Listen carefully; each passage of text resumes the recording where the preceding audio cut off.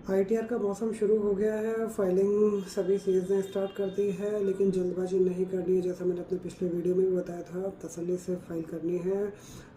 हर एक चीज़ का ध्यान रखते हुए फाइल करना है। समय भी हमारे पास में भरपूर है, इसलिए किसी भी तरह की जल्दबाजी ना करें। 10 ऐसी गलतियां जिनके बारे में हम आज डिस्कस करने वाले हैं, जो सामान्यतः हो जाती हैं। अब उन गलतियों पर विशेष ध्यान रखना है, ताकि आगे चल के किसी तरह के नोटिस या किसी सरकारी न्योते का सामना ना करना पड़े।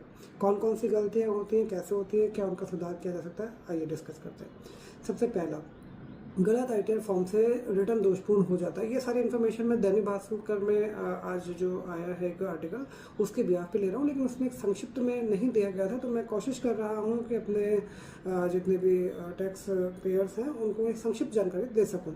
तो सबसे पहला जो पॉइंट इसमें दे रखा है वो है, गलत आईटीआर फॉर्म से रिटर्न दोषपूर्ण हो जाता है। हर एक इनकम के अलग अलग हेड होते हैं। सैलरी हेड हो गया, बिजनेस हेड हो गया, कैपिटल गेन। तो अगर आपने गलती से किसी गलत हेड को ऑप्ट कर लिया, आपने डेटा सही दिया है, जानकारी सही दी है, टैक्स भी भरा है, सारे काम कर रहे हैं, लेकिन फॉर्म आपने गलत ऑप्ट कर लिया, आपके पास में नोटिस का आना तय है। तो आईटीआर फाइल करते समय सही फॉर्म का चयन करें। दूसरा आता है ब्याज, डिविडेंड, किराए जैसे स्रोतों की आय को छुपाना। कई बार हम छोटी आय समझ के इन चीज़ों को अवॉइड कर देते हैं कि रेंट आ रहा है, क्या दिक्कत है, छोड़ो इसको। या डिविडेंड आया है, डिविडेंड कितने का है, 800-900 रुपये का डिविडेंड है, क्या दिखाना है। छोटी से फिगर को भी अगर आपने दिखाने से छोड़ दिया, तो वो आगे चल के आपके लिए बड़ी समस्या का कारण बन जाएगा, क्योंकि एक एक रुपये का पूरा ट्रैक इनकम टैक्स डिपार्टमेंट के पास में है।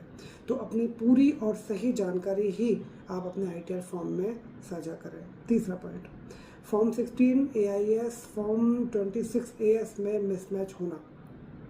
आपके फॉर्म 16 में आपकी सैलरी कुछ और आ रही है, और जब आप अपने इनकम के लिए इनकम टैक्स पोर्टल पर जाके अपना 26 एएस चेक कर रहे हैं, वहाँ पर आपकी सैलरी कुछ और आ रही है।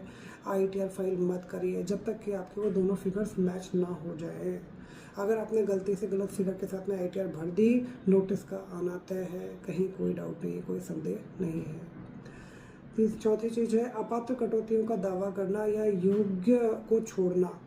अगर आपने कहीं कोई डिडक्शन क्लेम कर लिया है, एक्चुअल में वो एक्सपेंसेस किया ही नहीं था। सामान्यतः लोग इसको एटीजी में काम में लेते हैं। एटीजी में आपने कोई पटांग फिगर कुछ भी डाल दिए, 2-5 लाख रुपए के, एक्चुअल में आपने कोई डोनेशन करी ही नहीं थी। तो वहाँ पर आपके नोटिस का आप इंतजार कीजिए, ज़रूर आएगा। दूसरी चीज़, एक्चुअल में आपने कोई एक्सपेंसेस किए थे, बच्चे की ट्यूशन फीस भरी थी, अब वो आपको लगता है कि क्या ही दिखाना है, दिखाने की क्या ज़रूरत है, वहाँ भी मिसमैच होगा डेटा, उसका भी नोटिस आएगा। तो जो चीज़